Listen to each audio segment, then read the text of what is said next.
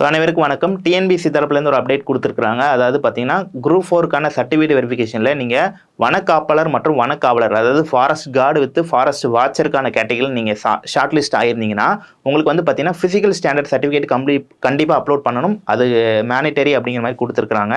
So அந்த உடற்தகுதிக்கான சான்றிதழுக்கான சர்டிஃபிகேட்டை யார்கிட்ட வாங்கலாம் அப்படிங்கிற டவுட் இருக்கும். அதுக்கு தான் நமக்கு வந்து விளக்கம் கொடுக்குறாங்க. என்னென்னா, அதாவது above the rank of an assistant surgeon, அதாவது அசிஸ்டன்ட் சர்ஜனுக்கு மேலே இருக்கக்கூடிய ரேங்கு யார் அப்பாயின்மெண்ட் பண்ணியிருக்குன்னா government to a government medical institution அப்படிங்கிற மாதிரி கவர்மெண்ட்டில் இருக்கக்கூடிய டாக்டர்ஸு அசிஸ்டன்ட் சர்ஜனுக்கு மேலே இருக்கணும். ஸோ கீழே இருக்கக்கூடிய லிஸ்ட்டில் இருக்கக்கூடிய டாக்டர்ஸை நீங்கள் வாங்கிக்கலாம் அப்படிங்கிற மாதிரி கொடுத்துருக்காங்க. சீனியர் சிவில் சர்ஜனாக இருந்தால் வாங்கிக்கலாம், சிவில் சர்ஜன்.